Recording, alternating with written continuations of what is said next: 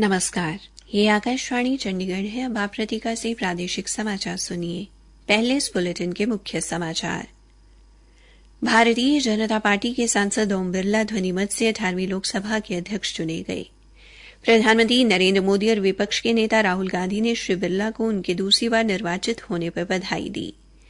केंद्रीय संसदीय कार्य मंत्री किरेन रिजिजू ने लोकसभा अध्यक्ष के चुनाव के दौरान मत विभाजन की मांग को अस्थायी अध्यक्ष द्वारा स्वीकार न करने के आरोप को खारिज किया। हरियाणा के मुख्यमंत्री नायब सिंह ने आज रोहतक में मुख्यमंत्री शहरी आवास योजना के लाभार्थियों को भूखंड आवंटन के अधिकृत पत्र सौंपे।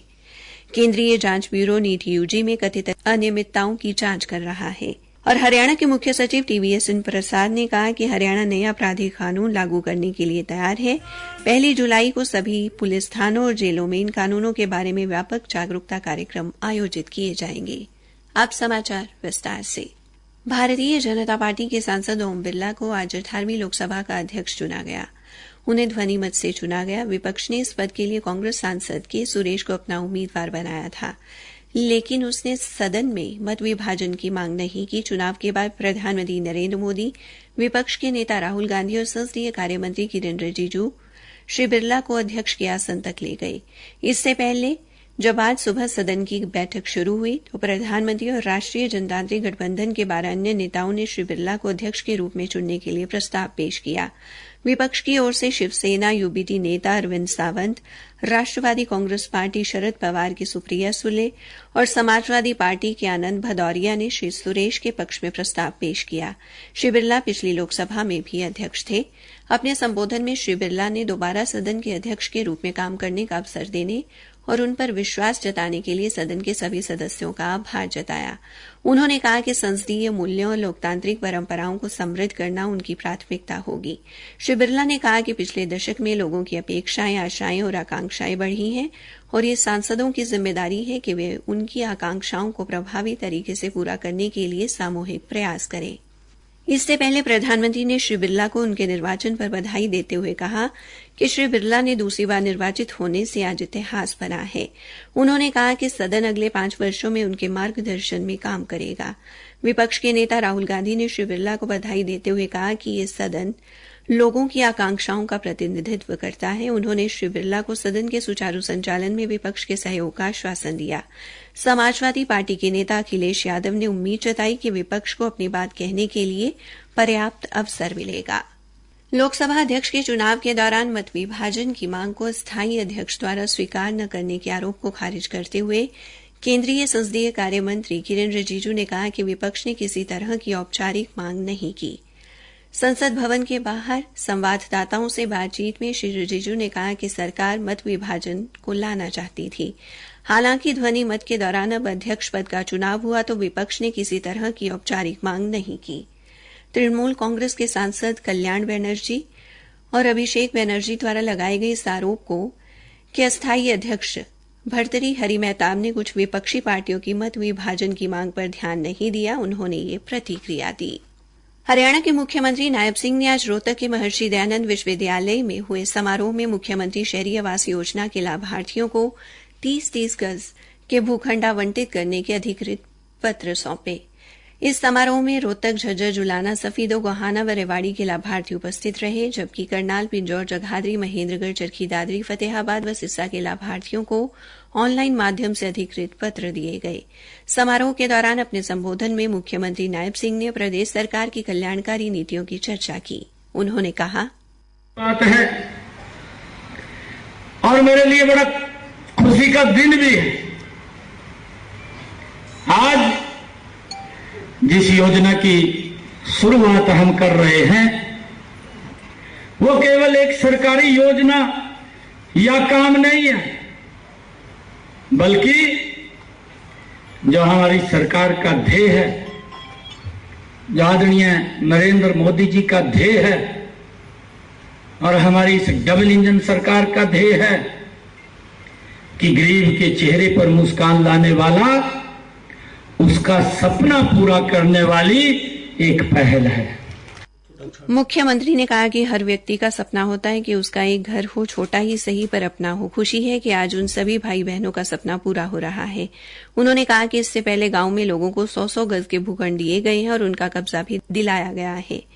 श्री नायब सिंह ने कहा कि अधिकारियों को निर्देश दिए गए हैं कि अगर कोई अभी भी वंचित रह गया है तो उसके लिए पोर्टल बनाया जाए ताकि वो पोर्टल पर आवेदन कर सके और उन्हें भूखंड दिए जा सके। मुख्यमंत्री ने कहा कि किसी भी पात्र व्यक्ति को छोड़ा नहीं जाएगा, सभी को भूखंड दिए जाएंगे।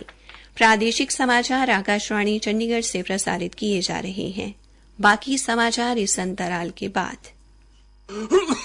और ताऊ ठीक से ले तने टीबी रोग में हुई नई शुरुआत के बारे में बताऊं। अच्छा वो कैसे है भाई? रत ताऊ तने याद होवेगा जन्म पाछे ही अपने छोटे बालका ने एक टिक्का लगा कर ऐसा टीबी से बचाव खातर। इब वो बीसीजी टिक्का बड़े बूढ़े वयस्कों ने भी लगेगा। हरियाणा सरकार अभी इस टिक्के ने जिला अम्बाड़ा, भिवानी, हिसार, झज्जर, जींद, कैथल, मेवात, पंचकुला, रोहतक और सोनीपत में भी लगा रही है। इस बीसीजी टिक्के से घबराना नहीं, टीबी से खुद को बचाना है। तो आगे आओ, बीसीजी का टीका लगाओ, प्रदेश को टीबी मुक्त बनाओ। टीबी हारेगा, देश जीतेगा। अधिक जानकारी के लिए डायल करें 1800-11-11-6666। राष्ट्रीय स्वास्थ्य मिशन, स्वास्थ्य विभाग हरियाणा द्वारा जनहित में जारी। केंद्रीय जांच ब्यूरो बिहार, गुजरात और राजस्थान में राष्ट्रीय पात्रता सह प्रवेश परीक्षा नीट यूजी में कथित अनियमितताओं के 5 मामलों की जांच कर रहा है। नीट परीक्षा घोटाले की जांच के लिए एक केंद्रीय दल महाराष्ट्र के बीड पहुंच गया है। पुलिस सूत्रों के अनुसार टीम ने जिले के मालेगांव तालुका के कुछ शिक्षकों से पूछताछ की है। नीट घोटाले में एक आरोपी को लातूर पुलिस ने गिरफ्तार किया है। सीबीआई महाराष्ट्र के लातूर का मामला भी अपने हाथों में ले सकती है। चंडीगढ़ में पंजाब विश्वविद्यालय के प्रोफेसर ने कहा कि इससे परीक्षार्थियों को न्याय मिलेगा।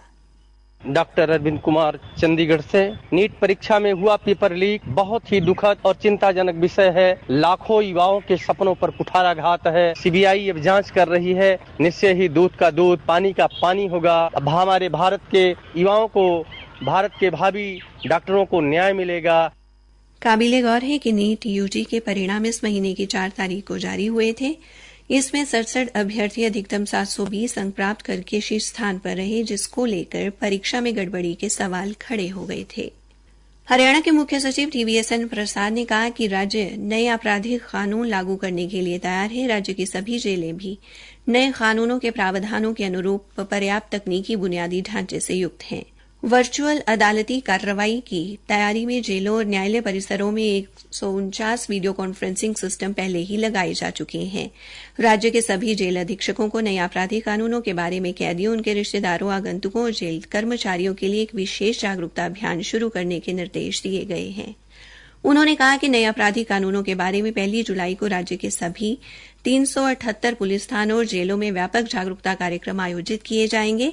इस पहल का उद्देश्य आमजन को 3 नए आपराधिक कानूनों के बारे में शिक्षित करना है। मुख्य सचिव ने बताया कि जांच अधिकारियों सहित लगभग 40,000 पुलिसकर्मियों को राज्य के विभिन्न प्रशिक्षण केंद्रों में प्रशिक्षित किया गया है। हरियाणा के मुख्यमंत्री नायब सिंह की अध्यक्षता में मंत्रिपरिषद की बैठक कल दोपहर 2 बजे चंडीगढ़ स्थित हरियाणा सिविल सचिवालय में होगी। आज प्रदेश भर के रोडवेज कर्मचारियों ने हरियाणा रोडवेज कर्मचारी साझा मोर्चा के आह्वान पर सांकेतिक भूख हड़ताल की। कुरुक्षेत्र से हमारी संवाददाता ने बताया कि रोडवेज कर्मचारियों ने नए बस अड्डे पर सरकार के विरुद्ध नारेबाजी की। रोडवेज कर्मचारी नेता और मोर्चा के सदस्यों ने बताया कि रोडवेज कर्मचारी काफी लंबे से अपनी मांगों को लेकर संघर्ष करते आ रहे हैं। वहीं पूर्व परिवहन मंत्री मूलचंद शर्मा ने उनकी मांगें मान ली थी, मगर उनका कोई गजट जारी नहीं किया। उन्होंने कहा कि आज भी उनकी बहुत सी मांगें लंबित हैं। आज अंतर्राष्ट्रीय नशा निषेध दिवस पर 12 से 26 जून तक आयोजित किए गए नशा मुक्त हरियाणा पखवाड़ा के समापन पर पंचकूला में राज्य स्तरीय कार्यक्रम का आयोजन किया गया। कार्यक्रम को पुलिस महानिदेशक शत्रुजीत कपूर ने बतौर मुख्य अतिथि संबोधित किया। अंतर्राष्ट्रीय नशा निषेध दिवस पर करनाल में पुलिस अधीक्षक दीपक सहारन के नेतृत्व में साइकिल रैली निकाली गई, जिसमें 400 से अधिक लोगों ने हिस्सा लिया। इसी के साथ ये समाचार बुलेटिन समाप्त हुआ।